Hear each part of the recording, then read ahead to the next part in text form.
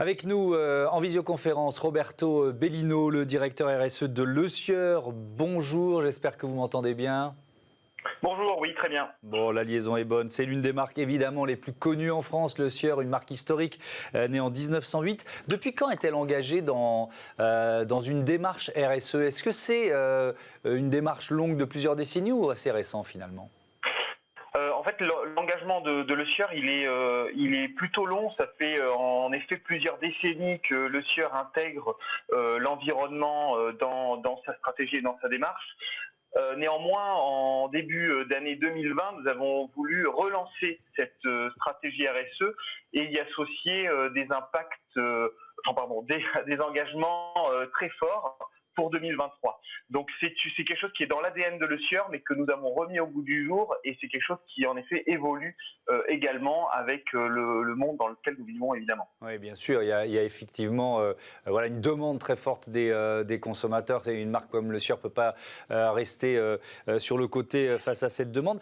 Donc c'était il y a un an. Quel bilan vous faites un an après ces nouveaux engagements ? Donc en fait, pour recontextualiser, donc Le Sieur, comme vous l'avez dit, c'est une marque française. On a 4 sites de production situés tous en France, 2 dans le nord à Dunkerque, un à côté de Marseille à Vitrolles et un près de Bordeaux. Et en début d'année 2020, nous avons pris des engagements sur les sujets qui, pour Le Sieur, en fait, sont les plus importants et sur lesquels nous pouvons avoir un impact. Donc c'est des thématiques qui en fait recoupent toute la chaîne de valeur de Le Sieur. Donc le premier est sur l'amont agricole.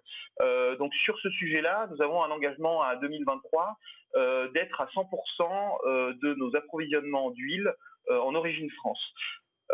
On est aujourd'hui en 2020 à 77%. Donc on est à un bon score, évidemment. Néanmoins, c'est les derniers pourcents qui vont être les plus difficiles à aller chercher, tout simplement parce qu'il y a certaines matières premières qui sont très complexes à trouver en France. Je prends un exemple, c'est le colza bio. Aujourd'hui, produire du colza bio en France, c'est possible, mais c'est très très limité, et au vu des volumes que nous produisons, c'est vraiment complexe pour nous d'aller juste chercher la matière première. Donc, mais en fait, ça veut dire, je vous interromps une seconde, ça veut dire, je reste sur cet exemple qui est très intéressant, comment vous faites? Vous accompagnez les agriculteurs dans une transition bio? C'est une démarche de longue durée dans ces cas-là? Exactement. En fait, c'est ce qu'on appelle de la construction de filière. On va, nous, aller voir des agriculteurs et des coopératives et des négociants pour justement les convaincre à se lancer dans du colza bio. Pourquoi ils ne se lancent pas dans du colza bio? Tout simplement parce qu'il y a beaucoup de risques. Le colza est une plante qui est plutôt fragile, qui reste une année en terre. Donc quand on fait du bio, évidemment, on a beaucoup plus de risques que quand on fait du conventionnel, et on peut se retrouver à la fin de l'année avec un rendement vraiment presque dévasté. Donc en fait, notre rôle, c'est de montrer qu'il y a un débouché derrière, qu'il y a un vrai intérêt pour le colza bio, pour nos huiles, ce qui est le cas, puisque le consommateur s'intéresse toujours plus au bio, et ensuite d'accompagner avec les centres techniques de la filière les agriculteurs pour que justement ils puissent y aller le plus sereinement possible. Donc ça, c'est quelque chose qui prend du temps. Je vous l'ai dit, le colza reste en terre un an. Donc on est en train de travailler pour que au prochain semis, qui va être plutôt en fin août de l'année prochaine, on puisse commencer à créer cette filière de colza bio. Et alors, ça, on va parler des autres engagements, évidemment, ensemble. Quelques chiffres sur Le Sieur. Chiffre d'affaires, 578 millions d'euros en 2019. 4 sites de production en France, vous les avez cités. 660 collaborateurs, 510 agriculteurs partenaires. Donc là, on a évoqué l'agriculture engagée. C'est l'un des leviers. Quels sont les autres leviers, Roberto Bellino? Donc on a un autre levier qui est sur la production responsable. Donc là, c'est tout ce que l'on va faire dans nos usines et sur nos sites de production pour justement avoir les produits les plus éco-conçus possibles. Donc c'est dans nos usines, mais c'est aussi quand on développe les produits. On a développé ce qu'on appelle une charte d'éco-conception qui regroupe 25 critères que l'on va regarder à tout nouveau lancement de produit ou toute rénovation. C'est-à-dire que quand on met un nouveau produit sur le marché, on passe à cette moulinette, ça nous donne un score, et il faut que ce score il soit meilleur que la version précédente ou que la référence du marché. C'est une façon de s'assurer toujours de l'avant et que l'on s'améliore toujours. Ensuite, on a un engagement sur l'économie circulaire.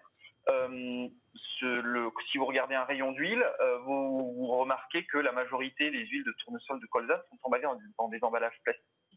Donc c'est un vrai sujet pour nous, l'emballage plastique, et on le traite de différentes façons, ce sujet. La première façon, c'est l'intégration de matières recyclées dans nos bouteilles. On a lancé, alors c'était en pleine crise Covid, c'est arrivé sur le marché en avril 2020, là, on a relancé notre gamme 1 litre dans une bouteille qui est 100% en PET recyclé. Et on a pour objectif d'étendre ça à tous nos emballages en PET pour arriver en 2023 à ce que toutes nos bouteilles qui sont en PET intègrent 100% de matière recyclée. Ça, c'est une façon d'améliorer. Ça veut dire qu'aujourd'hui, Roberto Bellino, vous êtes à quel niveau, par exemple, quand vous dites objectif 100% 2023 sur le PET recyclé? On a environ 30% de nos formats, un tiers de nos formats qui sont passés en 100% RPET. Et ça s'est fait au cours de l'année 2020. Au démarrage, on avait une seule bouteille qui était la bouteille de fleurs de colza qui était en 100% RPET. Et c'est quelque chose qu'on est en train de faire et on prévoit arriver d'ici 2023 à ce que tous nos formats intègrent 100% de RPET. Est-ce que vous cherchez aussi des substituts au plastique en allant encore plus loin d'une certaine façon? Oui, alors tout à fait. En fait, on regarde ce sujet d'alternative au plastique et pour ça, il y a différentes façons de regarder la problématique. La première, ça va être de trouver des matériaux alternatifs. Donc là, c'est des projets d'assez long terme où on va travailler sur des alternatives au plastique, des plastiques biosourcés, des plastiques compostables. Donc ça, c'est des choses que l'on commence à regarder. Et puis après, une autre solution, c'est de changer de système de distribution. C'est-à-dire de ne plus avoir des emballages jetables, mais d'avoir des emballages réutilisables. Et c'est ce que l'on a fait en intégrant le projet Loop, il y a maintenant désormais quasiment 1 an et demi, où on a rejoint ce mouvement d'environ une vingtaine de marques pour proposer aux consommateurs des produits de grandes marques en emballage consigné. Donc aujourd'hui, on a 2 bouteilles, une bouteille d'huile d'olive Puget et une bouteille d'huile de tournesol vierge Le Sieur, qui sont en emballage consigné, que le consommateur peut aller acheter dans des carrefours, dans plusieurs carrefours sur Paris, et ensuite ramener sa bouteille, être remboursé de sa consigne. La bouteille est lavée par Loop, par ce prestataire, et ensuite nous est renvoyée pour que nous la reconditionnions. Qu'est-ce que ça suppose, ce projet Loop, donc, qui est lancé, on l'a vu avec le logo par TerraCycle et proposé dans les magasins Carrefour? Qu'est-ce que ça suppose pour vous, pour une grande marque comme Le Sieur, en termes de production, d'approvisionnement, de logistique, d'intégrer un projet comme celui-là? Alors, tout d'abord, il a fallu travailler sur les emballages. Nous, on était et on est toujours dans une optique où on fait des emballages, on veut des étiquettes qui restent le plus possible sur l'emballage. Donc on veut des emballages qui résistent le mieux au temps pour que dans la cuisine du consommateur, ils tiennent. Là, il y a un léger changement puisqu'on doit réutiliser la bouteille, il faut que l'étiquette s'enlève. Donc on a fait un gros travail sur notamment justement l'étiquette pour que en fait, lors du procédé, elle tient très bien sur la bouteille, mais lors du procédé de lavage, elle va s'enlever facilement, ce qui n'est pas le cas aujourd'hui des bouteilles des étiquettes que vous trouvez sur des bouteilles en verre. Donc c'est ce premier point. Et puis sur la forme des bouteilles, on a beaucoup travaillé avec, vous les avez cités, avec le TerraCycle, pour trouver la meilleure forme, celle qui soit le plus facilement lavable. Et donc on a fait plusieurs essais de différentes bouteilles qui pouvaient rentrer dans ce modèle-là. Ça c'est sur la conception de l'emballage. Et ensuite il y a un vrai sujet où Le Sieur faisait de la consigne il y a environ, en 2020, il y a 50-60 ans, on avait lancé une bouteille d'huile consignée. Évidemment ça n'existe plus, mais en fait on ne sait plus comment gérer la consigne dans les systèmes d'information. Donc ça a été énormément de travail des équipes pour justement faire adapter nos systèmes à un système de consigne qui est quelque chose vraiment d'ancien mais que l'on doit remettre au bout du jour.